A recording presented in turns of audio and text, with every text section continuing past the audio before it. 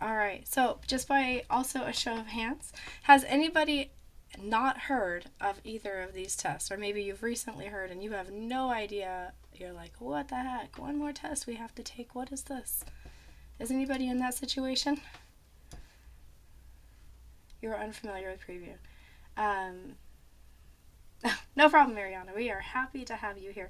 I don't know that you are going to actually need to take a preview or CASPer for naturopathic, but maybe you do. I could be wrong about that. You've just heard a preview. Yeah, so that's happening. Everyone is just hearing about preview. It's pretty new. It just came out. Well, they announced it around, I want to say February, and then it opened in April, and it's been open for a little while now, for about a month. CASPer's been around for several years. But yeah, I'm finding that a lot of people are just now hearing about preview. So I'm really glad you're here. We're going to talk about both tests today and hopefully get you, not necessarily like, I'm not going to say that today's presentation is going to get you super prepared where you're going to feel like 100% ready to go take these tests. It's really going to just give you a foundational knowledge of what the tests are and some resources in terms of how you can go about thinking about and preparing for them when you get closer to your date. So I want to start by talking about SJTs and just what they are and what the purpose was, the history of all of this. And so maybe it might help you appreciate why you're spending more money, $100 for each test to take these seemingly, some people would call them, silly tests. We have to take more tests. And so I want to explain where this all came from. I was in a meeting in Philadelphia quite a few years ago, maybe in early 2000s, sometime 2011, 12. And the AAMC was doing a presentation for the director of admission. For those who don't know, I used to work at a medical school. I was the director of admissions at a school in New York. And they came in and they did a presentation to all the directors of admission. They said, hey, look, we're going to roll out this test here in a few years, and it's called a situational judgment test. And the idea is that we are still seeing folks get through your interview process. We're seeing people who are still getting through your admission screening process, who are getting into residencies, who are still having some, how should we put this, personality flaws. And so they were kind of concerned. They said, we know you're doing a good job. We trust you, but we're still seeing some major problems in the healthcare system. People who are becoming physicians who are still demonstrating characteristics that are not desirable for the field. And and so that, we're all like, okay, like we're doing the best we can, but we understand that happens. So they said, so we're thinking about rolling out this test that is designed to sort of screen people for those types of personality characteristics, those competencies that we would most desire in future physicians. Now, I'll be honest, at the time, the industry, the people who were around, the directors of admissions, they kind of responded pretty harshly to this. They were like, no, we don't want another test. We don't need another test. We don't want this. You don't need to be doing this. We can handle this. So fast forward a few years, and you will notice, well, you might not because you haven't been in the field for a while, but for those of us who've been doing this work for a while, we noticed that for several years after that, MMIs, mini medical interviews, started blowing up around the country. And what mini medical interviews are, MMIs were short little 10-minute interviews where during a lot of those sessions they were using situations or scenarios to test students or to sort of challenge students' behavior. And so what a situational judgment test is basically they put you in a situation and they are judging your behavior with the premise that past behavior predicts future behavior. So for example, in a situational judgment test at an MMI, you would go into the room and there would be a person who's like really upset with you about something. Maybe, you were supposed to water all their plants and all their plants, their very expensive plants, died. And here you are face to face with this person and you have to try to calm them down while they're really upset and yelling at you. I've heard of ones where you walk in the room and the person is sitting under the desk crying and you're being recorded. And so the minute you walk in the room, they're looking at you going, okay, what do you do when you see someone sitting on the ground crying? Is your first instinct to like drop to your knees and help them? Or is your instinct to sort of like look around and go like, what the heck? This is my interview day. Why is this person crying right now? And so they started implementing these situational judgment tests in MMIs on interview days to sort of gauge, this is what the med schools did in response to this, to sort of, screen out people who don't respond well to conflict, who don't respond well to ethical situations, who just generally don't make the best decisions in those moments. So that's been going on for quite a few years, but it seems like AAMC went ahead and moved forward with their plan, and they created this situational judgment test. Now, a few years ago, CASPer beat them to it, and they created their own version of this. CASPer is a private company, and they have went ahead and moved forward with their own version of a situational judgment test, and they rolled it out, and they marketed it to med schools, and quite a few med schools picked it up. But then the AAMC decided, well, we're going to go ahead and make our own anyway. They probably worked on theirs for a long, long time, because that's how the AAMC does things. They build and they test and they retest, and they want to make sure that it's not biased. They want to make sure that it is, they run a lot of tests to make sure it's a fair test. So here we are. We have had the CASPer for a few years. Most of you have heard of that.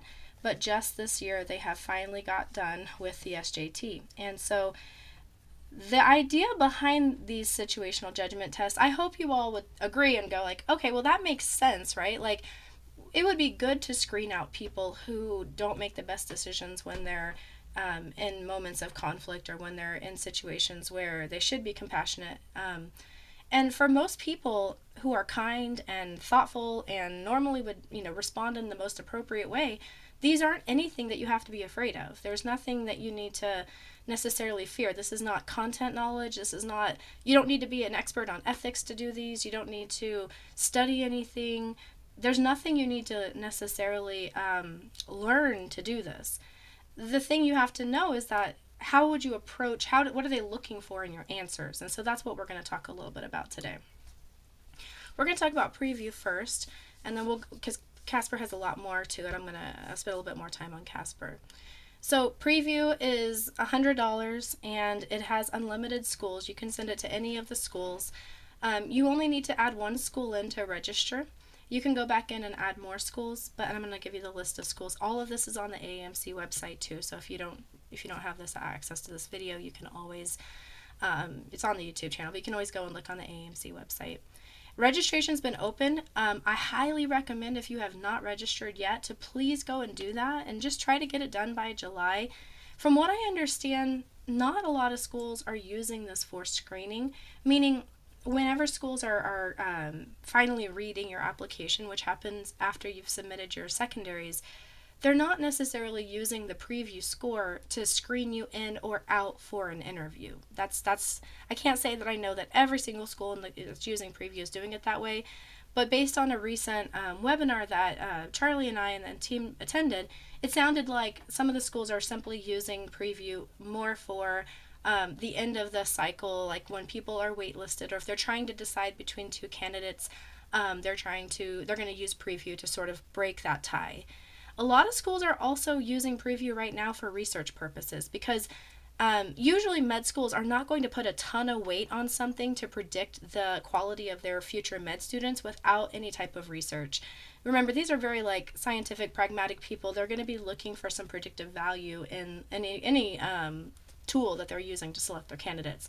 So what they're doing right now is schools that are using preview are more than likely collecting all this data, and then they're going to do some internal analysis. They're going to do a data analysis and see, okay, what scores correlate with what qualities in their applicants, and then it'll take 2 or 3 years before they have board scores, before they have residency placements, before they have grades, things like that, in order for them to be able to correlate that data and find any sort of connections. So for right now, the scores I don't think are going to be like a get you in or keep you out sort of situation.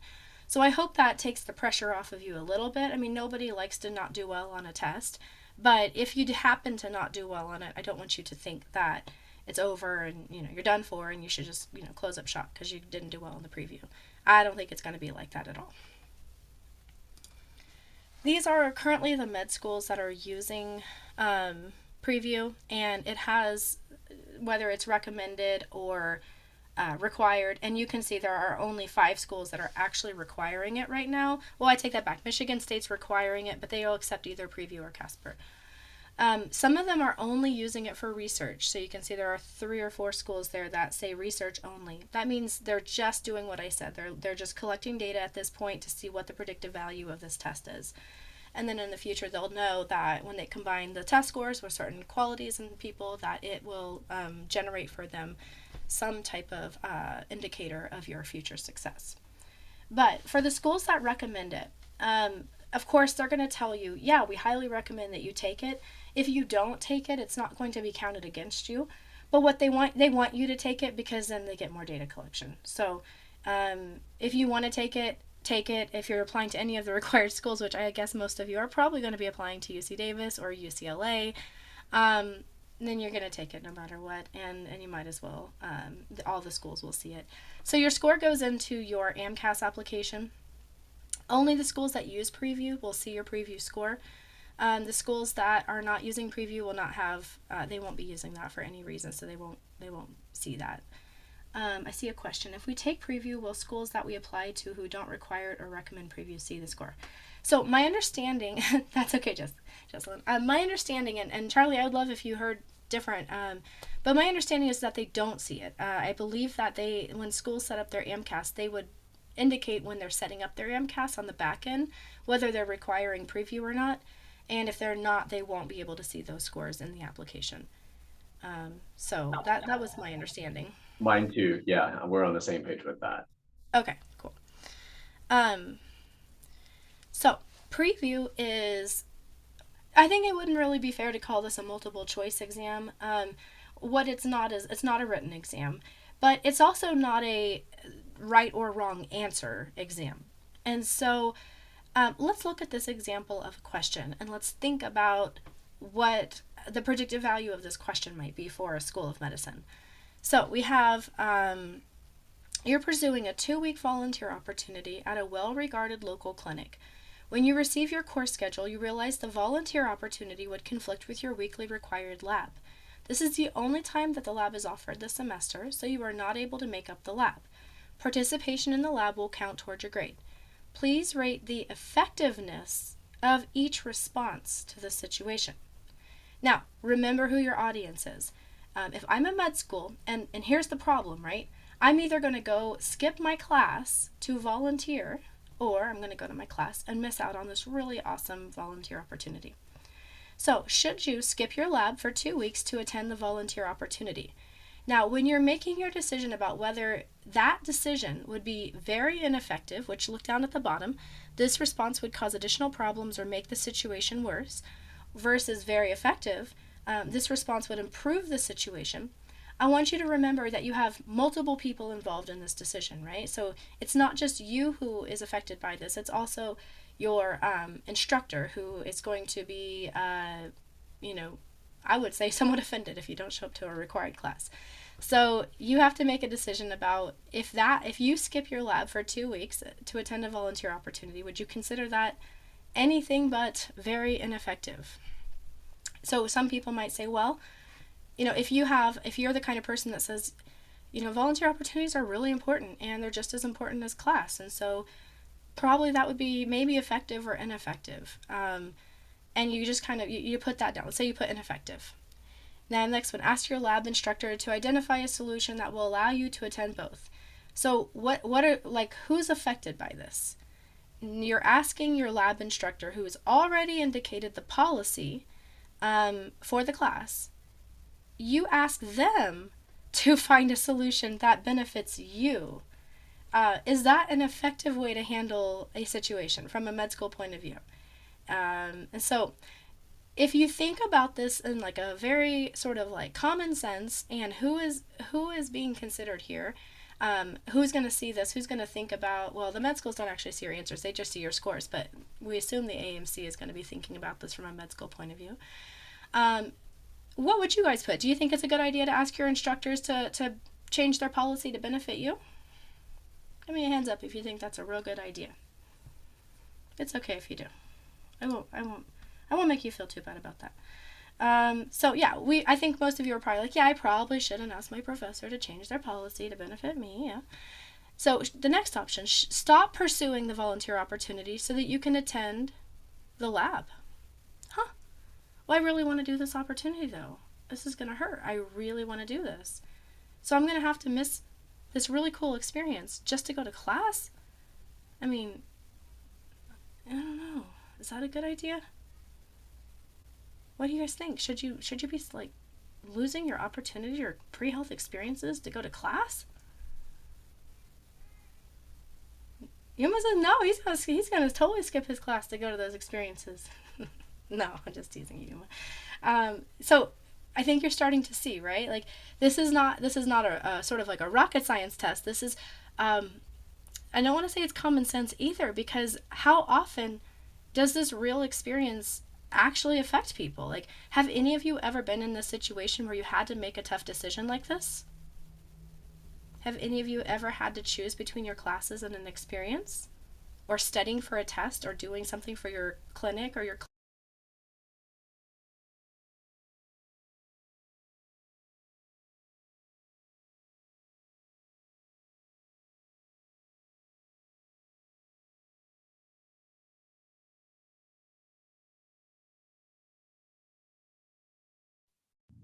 Okay, it might be that Joanne's having some technical issues.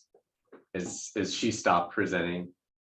Okay, yeah, so she might have had an IT issue. So we'll just wait for her to either pop back on or pop back in. Okay, she will be back. Matthew, you had a question. I'm going to try to answer it until Joanne joins us again. Oh, it wasn't a question. It was I was just like saying yes to if I've ever been in this position before, and I have definitely. Like, yeah, I've had a clinic ask like a school clinic opportunity tell me to skip school for the clinic. Mhm. Yeah, so probably not something you would want to do in this situation for obvious reasons for answering the prompt, but also what if things went sour in the course and you didn't do well in the course, you had to retake the course, then explaining, well, I didn't do well in this class because I booked two things at once. The end result of that is the judgment of using judgment in a way that if you're dealing with someone's life or healthcare, probably you want to be fully invested in that most important situation decision. And so in the hierarchy of things, your class is always going to be number one in this situation. So that's how they're going to correlate that. So, yep, exactly. And I think this is kind of common for a lot of us, whether it's coursework or a job or some clinical experience. So you can see with Joanne's first example that these are the type of questions that they're going to come up in this situation. And with CASPer and with Preview, these are the types of things they're trying to figure out that they may not get to in an interview. So we'll just wait for Joanne to come back. I'll just say additionally to Joanne pointed out the MMI, the mini medical interviews, which have been around for quite some time. A lot of medical schools are using those, but some medical schools will feel very strongly about also getting to know you, getting to know who you are, and wanting to talk about your application. Not everybody wants to do the MMI. Different schools are there's different thoughts about that. And these situational judgment tests are ways that where schools can have both. They can have that traditional interview that they want you to have and you might want to have, and also embed these types of questions as well. So with that, Joanne is back with us, and Joanne, we're going to let you pick up right where you left off. I am so sorry. I have no idea why my internet in my house just completely dropped. It's okay. Can you give me hosting privileges, Charlie? Yeah, absolutely. So Joanne, I just basically was following up on the situation that you gave and just talking through that. So. Awesome. Thank you. Mm-hmm. All right. There we go. Okay. I don't know what you heard me say. I don't know when you all froze exactly for me. But what I was saying is that if you are if you see a situation that's similar to this, where you are thinking this through, think about like real life parallels. So I think I was asking all of you, have any of you had a situation where you had to choose between, studying for your test or going to a clinic meeting or going to a club meeting? I suspect that that's a pretty common situation where you've had to make that tough decision.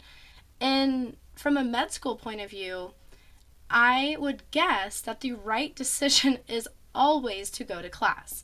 Whenever people have lower grades and then they say, well, I was doing too many things, I had too many activities, I joined too many clubs, I did too much research, they never go, oh, well, okay then, like that's okay if you have a really, really low GPA, that's fine, you were doing too much, that's okay.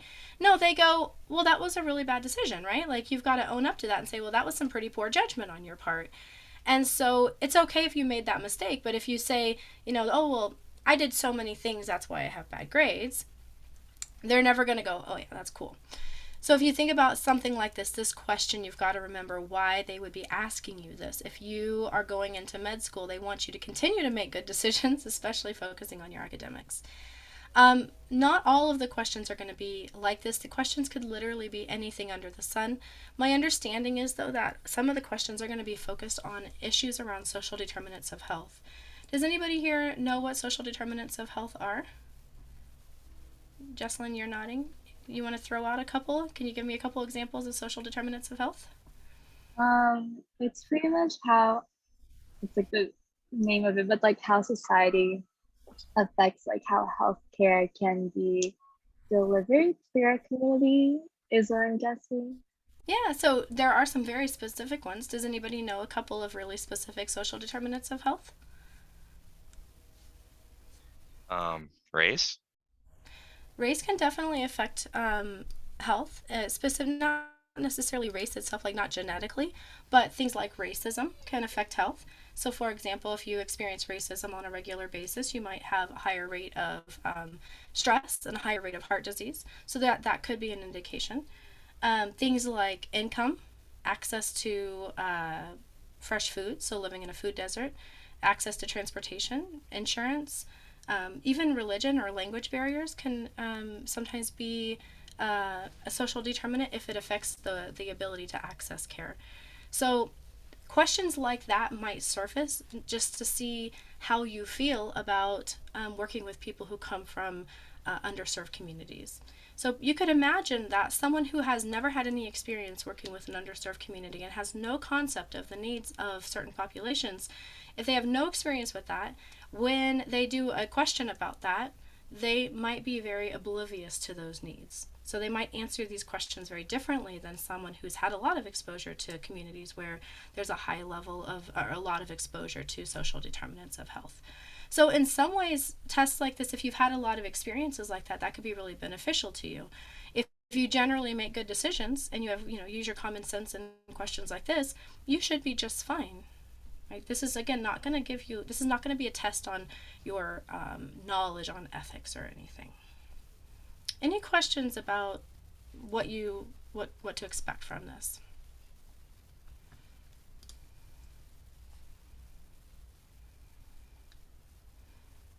Oh yeah, I see all your chats. Yes, you're all correct. Yeah.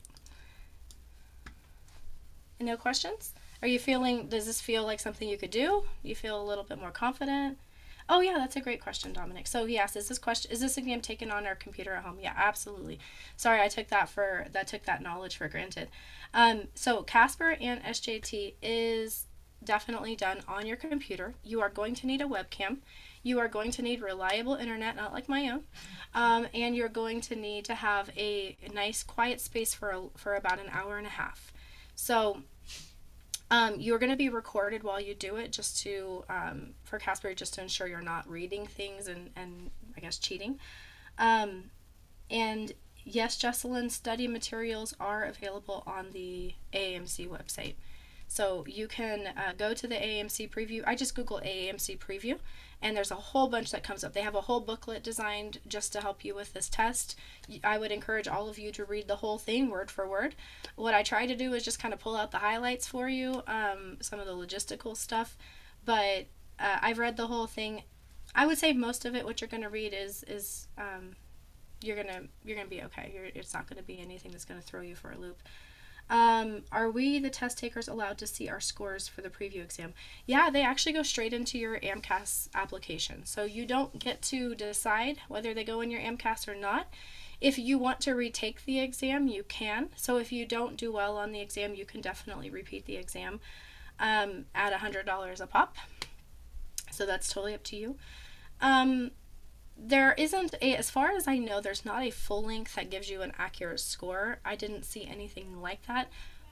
But again, I encourage you to, rather than thinking about doing like typical or traditional test prep for this, I would encourage you instead to think about what you're, like if you see this question, really think through each of those responses, looking at the scoring guide. And if you're not sure what is the right answer, maybe have a conversation with somebody, and maybe have a conversation with one of the HPAC advisors about like, I'm not really sure which one would it be. Tell your lab instructor that you will miss 2 of your lab sessions. I'm not sure if that's a good, what I should do.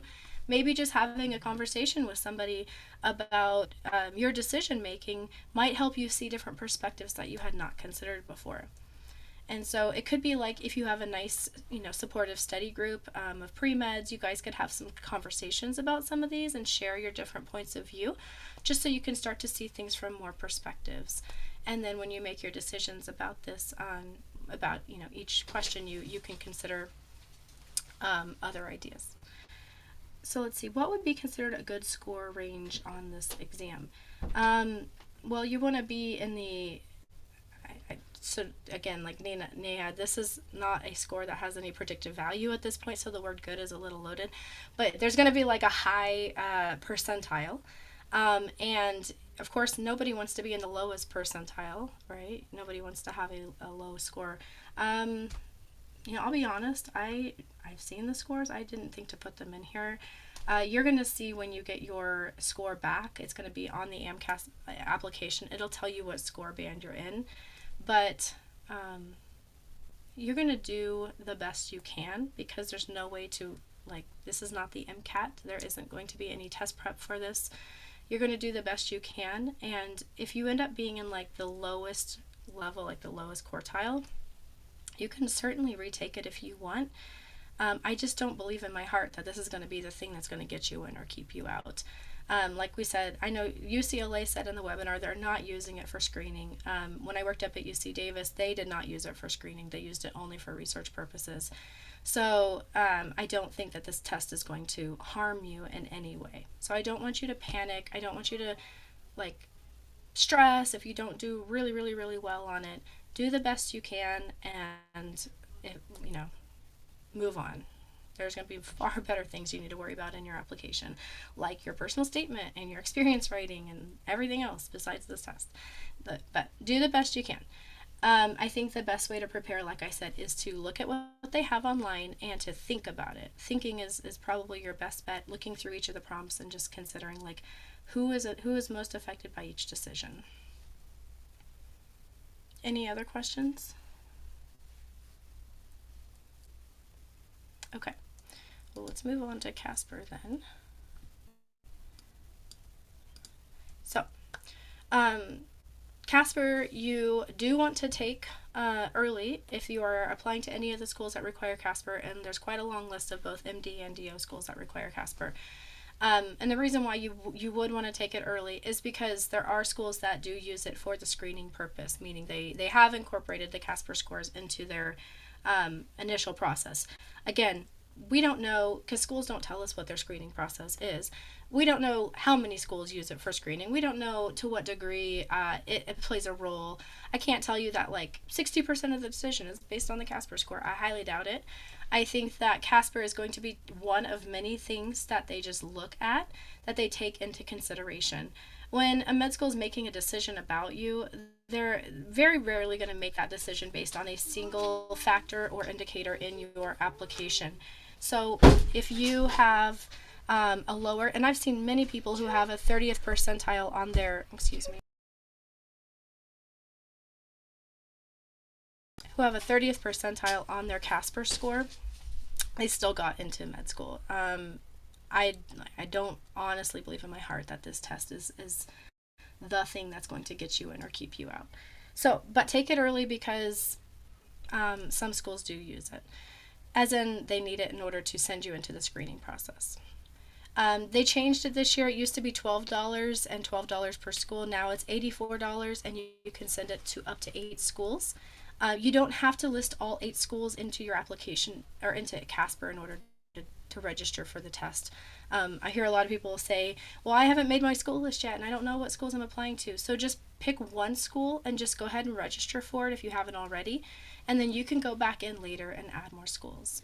CASPer is both a video-based and a word-based test, and we're going to go through that. One thing that I don't have in this presentation, but you should probably be aware of, there are actually 2 other tests now that are, or one other test that's attached to the CASPer, which is called Duet, and it's not really a test, it's more of a value assessment, and what you can take it after you're finished with CASPer, and basically what it is they're going to ask you, do you like this or this about med schools, or do you prefer this or this in your medical education?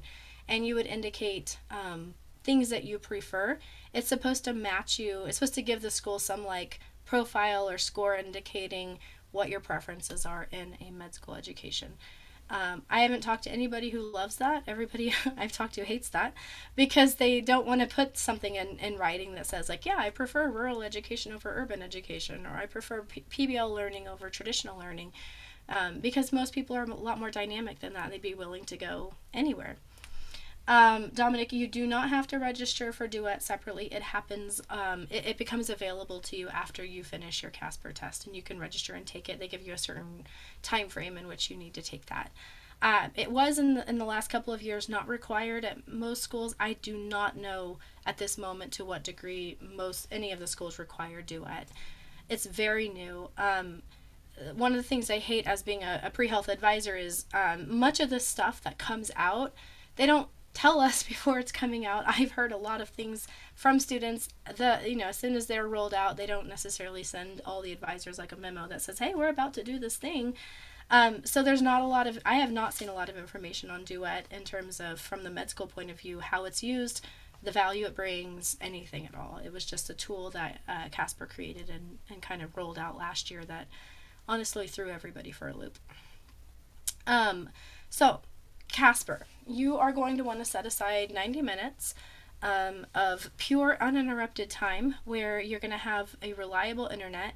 You don't need to dress up. You don't need to have a pretty background. You're not being judged in any way based on your appearance. So this is not an interview. The people who are going to be looking at your videos, both your recorded videos for the answers and just watching you while you take the test, are not going to be med school representatives. They are going to be people who work for CASPer who are validating and grading, assessing your answers. So they don't care what you're wearing and they don't care what your background looks like. I wouldn't do it in a coffee shop because oftentimes there's a lot of background noise and you don't want to be answering the questions and then not be able to be heard by your assessor. So there are going to be 2 parts of CASPer.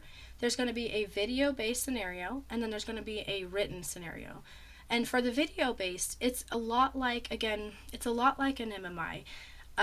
There's this other thing that you all will experience someday called Kira, which is what some med schools are using to replace interviews now, where it's just basically speaking into a camera and doing an interview through a recording.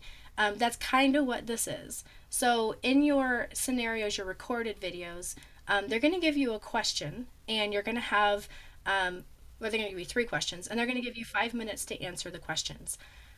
Based on what I have heard from advisees who have definitely not broken any policies by telling me sort of what the questions were that they were asked. They just gave me general knowledge. They said that it is not the same kind of question as the situational judgment test. They said the questions are a lot more basic and they are more along the lines of like, tell me about yourself, or why medicine, or what do you do for fun, things like that. So more general questions. Now, how does CASPer assess that? I have no idea. I think that they might be looking for more like your ability to speak, your ability to look into the camera, your ability to hear a question and answer it, your ability to follow it, like to sort of present a coherent thought.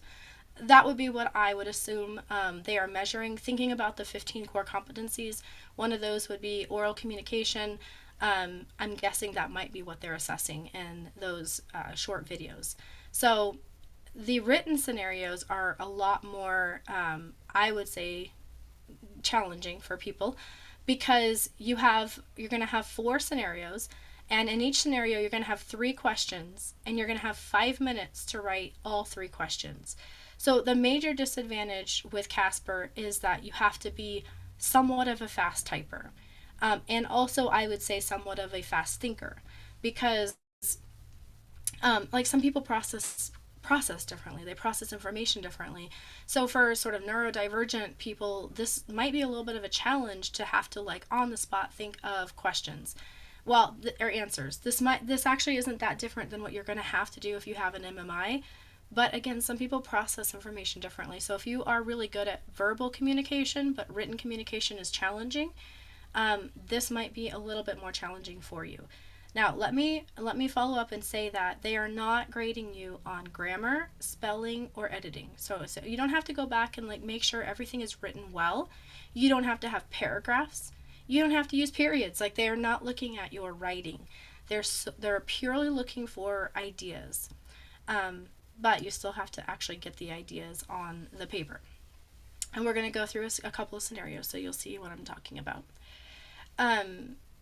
So I think I've said most of this. And if you do get accommodations right now in college, you can request accommodations for the CASPer, so that's something to keep in mind. Take advantage of that, but you have to request that at least 2 weeks in advance.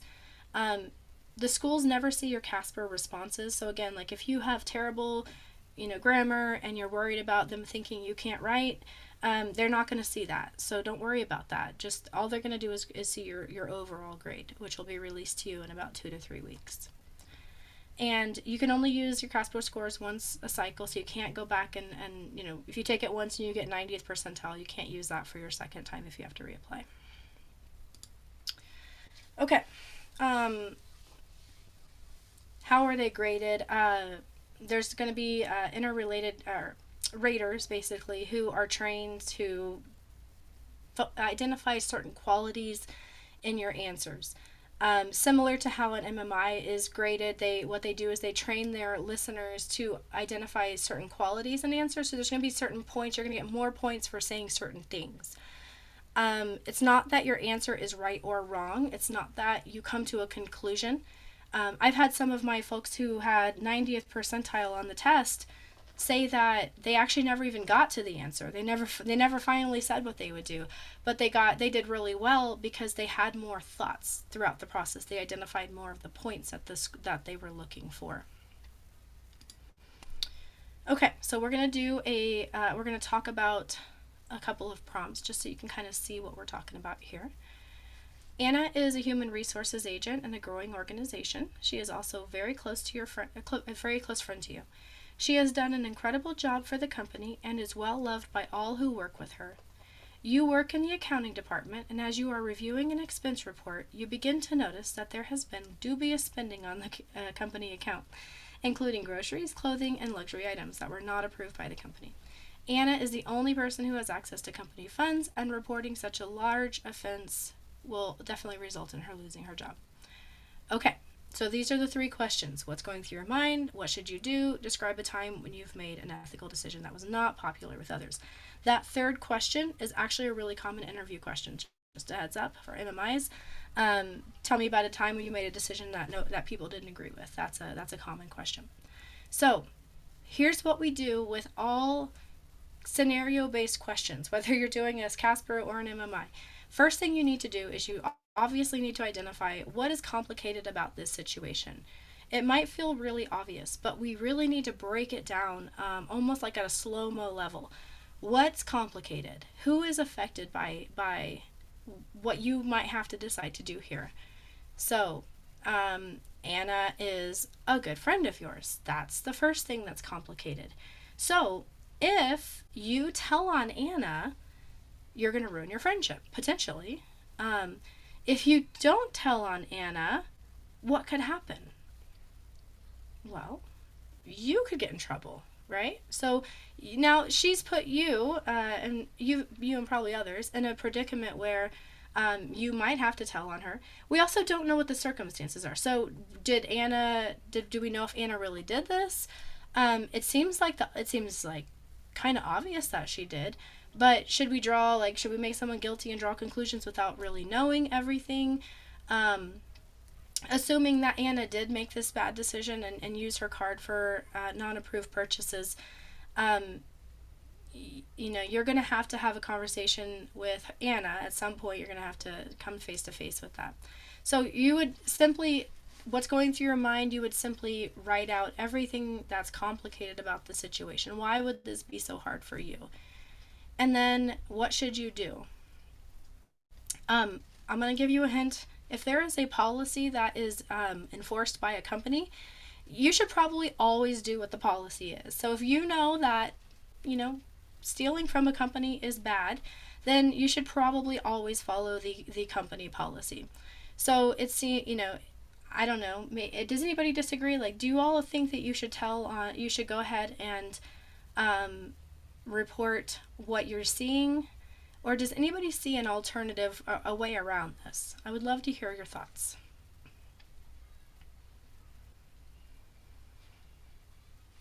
I think that you could reasonably approach the employee and have a conversation with them first and see if they want to kind of come forward on their own first, so that it's more direct and they get the opportunity to kind of talk about or maybe discuss what happened with those funds. Because I think giving people the autonomy to kind of explain themselves makes it so that maybe you wouldn't be like as much of a bad person. You're just identifying and giving them the opportunity to kind of come forward.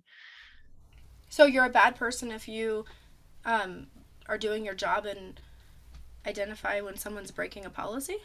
No, I don't think so. I mean, I think that it's a matter of like identifying and just being able to have the other person come forward, so that like there's no blame really placed on anyone but the person themselves. So like being able to just like give them the opportunity and then just report to them, like, this is in like my policy, it's a report that I have to do, but I want to give you the opportunity to be able to express like what was going on. Okay, so because she's your friend, you want to give her the opportunity to sort of defend herself. I would say, yeah. Okay, if Anna was your sworn enemy, would you give her the same courtesy? I think it's a responsibility to, give everyone, if it's a friend or not, I think it's addressing what you're witnessing, whether it's a friend or a foe. Okay. Doesn't anybody else have an alternative point of view? That might not be like the correct answer for this, but like, I feel like that's what I would do in an honest situation.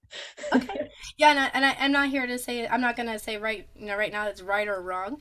I just like to challenge all things, because this is what you've got to do in your mind within seconds. Yeah. You've got to reason through it. So does anybody have any response to that, or any alternative ideas in terms of what you might do? Does everyone agree that Anna deserves to defend herself? Well, and that's just like right to fair trial, right? If someone's guilty of something, they get to defend themselves. I think in most cases. And I think that that's the same with like medical care. If you are caring for a prisoner and you might have a bias that some people I think have biases that, you might know about what they've done. And especially working in like an emergency room, you can sit there and think like, wow, this person committed a really serious crime. And like internally you might be like, like what kind of care does this person deserve? But like as providers, I think we owe everyone the same sort of care. So like, I think giving everyone the same opportunity is like what this is trying to get at in some ways. Yeah, absolutely. So like if you had a housekeeper and you had a camera and you noticed that the housekeeper was like, taking jewelry out of your jewelry box and sticking it in his or her pocket, you would absolutely give them the benefit and let them defend themselves, right? You would assume innocence before thinking anything. I like to think so. Okay. Okay. So you mentioned bias, and there's potential bias here, right? Anna's your friend. Is there any possibility that you are giving Anna a little bit more grace than you would have given somebody who maybe has been an absolute pain in your butt for 10 years?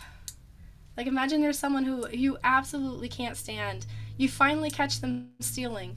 You're going to give that person the benefit of the doubt? Or are you going to be like, oh, thank God, I'm going to get rid of them. Finally, I found a way. So you've got to recognize where you might have some potential bias as well. I see this all the time when I do the MMI practice question, where it's like, you're in the surgical room and your colleague just comes in smelling like alcohol. Everybody I talk to is like, well, I would ask them if they're having a hard time in life, and I would make sure they're okay. I'm like, someone showed up to work drunk and is about to cut your grandma open drunk, and you're gonna let them explain why they came to work drunk? Would you give your kid's bus driver the same courtesy? Or are you biased because they're like you, because they share a background, the same background as you? Are you going to be a little bit more forgiving of that? So I'm not saying you're wrong, Marissa. I'm just saying, like, you actually made a really good point that our own biases tend to influence the way that we respond to people. Matthew says, I would report it, inform Anna that I reported it, and ask her to explain herself. If she's innocent, then she should be able to clear herself as innocent to the company. Wow, Matthew is not playing around. Matthew is absolutely like, nope, you broke the policy. You are going down. That is your problem, not mine. I feel like what I have issues with these tests is that if we know how we're supposed to answer, what the heck is the point of doing these, Because it's like, It's not the okay. answer. So let me address that, Marissa. It doesn't actually matter what you think. It doesn't matter what you would actually do. It's more, what do you say in your answer? So what do I mean by that? When you're thinking through what you would do, you should not start this answer with, I would totally tell on her, or I would not tell on her. I would give her the benefit. No, you are literally going to open up your mind and say every single thing that would go through your thoughts as you make the decision to do this. So what should I do? Well, that's a really complicated situation.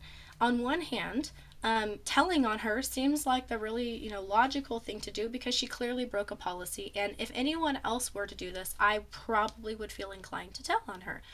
I can't ignore the fact that she's my friend, and I might have a little bit of bias there. And so this is what you're writing, right? Like, you are literally brain dumping every possible thought that comes into your mind. So here's the thing. You have to first have the thoughts. So we're going to have to practice thinking. That's why I said the best way to practice these kinds of things is just letting yourself think it through. If you go online and you search CASPer prompts, you're going to find tons of websites that have lots of CASPer prompts. Start a little group of friends and sit down and just talk it through, just like we're doing right now. Have conversations about all of this and listen to so many different people's perspectives, and then bank all that, right? Like, bank how you think a certain way, but you hear other people think about it a completely different way. So Marissa and Matthew thought about this same problem in very different ways. Both of your thoughts should be in this answer, right? So on one hand, no, let her defend herself to the company. It's not your problem. On the other hand, Anna's my good friend, and I'm biased, and I probably want Anna to have the benefit of the doubt. So now that we've kind of thought through all the things that what you should do, describe a time when you made an ethical decision that was not popular. Now, if you go and tell on Anna, clearly, Anna is a human resources agent. Anna probably is liked by people. We would assume Anna's a nice person because she's a good friend of yours, right? So we're going to assume Anna's like a nice person. People like her, and you're about to go get this person fired. So you're going to follow through with the policy, which is reporting stealing. And then everyone's going to be like, what happened to Anna? Where's Anna? I don't know what happened. And maybe somehow it's going to get out that you're the one who did that. You're the one who turned her in.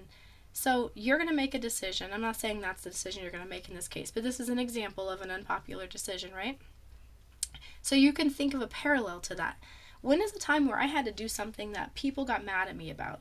When is the time when I did something that everyone in the room was like, no, we shouldn't do that, but it's the right thing to do, and you knew it was the right thing to do? So for example, if you were in a sorority and you knew one of your sorority sisters was stealing money, telling on her and getting her in trouble with the campus is not not going to be a popular decision, right? Because sorority sisters are pretty close. But it was the right thing to do.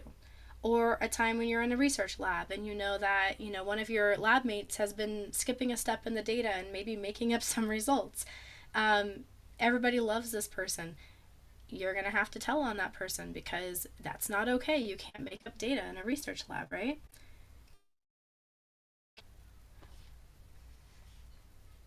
Can you hear me? Okay. You guys froze for a second. So does everybody have in their mind, like just reading this instantly, a thought, like a story in their head that they could tell? Is anybody going, I can't think of a single ethical situation? Is anybody in that situation? No? That's me. Okay. Now, Dominic, I'm going to say something that's probably going to get me in trouble, okay? So, Charlie, plug your ears, okay? Can you imagine an ethical decision that you could have possibly made in your life that would have been unpopular by others? If you could imagine a possible situation that you could have done, maybe you don't remember it because the mind is complicated and memories are complicated. But let's imagine you had this memory. Do they have any access to your brain? Do they have any access to your memories? Can they verify that the story you're telling them that illustrates the point you're trying to make is an accurate, true story? They have no way of knowing if the story you're using to illustrate this answer is a true, personal story. All you're doing is you're providing some evidence that you understand the question and that you understand why they're asking you this question. The point of this question is simply, I can make good decisions. I can do what's right even when it means I'm going to look bad. So you need to tell a story or describe a time that you did that, period. If you spend 3 minutes freaking out and obsessing about how you can't think of a single thing, you have wasted 3 of your 5 minutes and now you're in big trouble, right? So you've got to be able to just instantly, like, even if it's not something you really remember, what would you do? What would you do in a situation? Make something up and tell that story. I think sometimes when we're working under pressure, we don't always remember everything, right? We don't have, like, it's harder to recall things when we're under pressure. So you're going to have to rely on your ability to think on your feet. You are all smart people. You have creative imaginations. You have the ability to read a question and understand. So tell a story.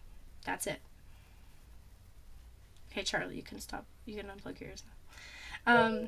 Everyone's like, you're telling me to lie? I'm like, no. I didn't tell you to lie. So any questions, thoughts, or concerns about that? Oh, I thought I had 2 prompts in here. I could have swore I put 2. I guess I didn't. Any questions about CASPer and sort of what that is going to be like for you? Are there any other tests we need to take for MDDO? Okay, so do you mean, are there any other tests besides the MCAT, the preview, and the CASPer, and the duet? And so there used to be this thing called Snapshot. Now that the video is incorporated into CASPer, my guess is that that's Snapshot now. So you might hear about Snapshot. I think that's what you're looking at. By Jocelyn. Not that I know of, Eric. I can't think of any other tests. Charlie, Nicholas, Ashley, am I forgetting anything? Any other tests? Not that I can think of, unless it would be like school specific, but not anything Yeah. nationally related. You know what though? Hang tight. Just give it a few months, and there will be another one. I promise. No, I'm just kidding. Hopefully not. Hopefully this is the end of our adding new tests era. But no, as far as I know, there's nothing else you're going to need to do. You should definitely be signed up for all of these and ready to go by July, August. August isn't the end of the world, but just get it over with. And June's actually a really good time to do things like this because during the month of June, you're just being verified. Your application has been verified because you've submitted, hopefully, the beginning of June. And so you have nothing really else going on in June, so you might as well do these tests and get them over with. In July, what are you guys going to be doing in July? what's happening in July? Yeah, secondaries. Oh my gosh, that's so fun. Are you excited? How exciting. We have a secondary workshop that 2 former HPAC students led a couple of years ago, and that's on the YouTube video. So definitely check that out. I think that's really helpful information. Secondaries are something that come really quickly, but there needs to be a lot of thought put into those. So Yeah, again, I have 2 workshops on secondaries too. that's right. Coming Yep. Let's see. I have one on June 14th. Oh, I have actually June 8th and June 14th and June 24th. So 3 workshops on secondaries, and I highly recommend that if you are, as soon as you submit your application, we get going on that. Don't wait a second. Just take a deep breath, maybe take 2 days off, and then get started on your secondaries. The June 8th workshop, that's strategizing for secondaries. The 14th is pre-writing, the 14th of June, pre-writing secondaries for health professions. And the last one on Friday the 24th is writing University of California School of Medicine secondaries. So I have a feeling that one might be popular. those will be popular, as well as the one, if you have time, check out the one on YouTube. And if that spurs any questions, then when we have Joanne for the next sessions that are coming up, you can continue to ask questions to make sure that you're set and ready to go, because June is right around, June and July is the time to prepare. And then it's unbelievable how fast secondaries come in and how fast you need to return them. Yep. And also, I just thought next week I'm doing an application Q&A, which you might look at that and wonder what that's about.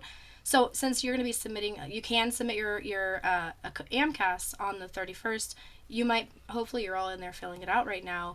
If you have any questions about the logistical aspects of filling it out, write all of your questions down. If you're not sure about interfolio or, classifying courses or anything at all, bring your Q&A, bring your questions to that, and I'm really going to just do I'm just going to answer all of your questions about the application.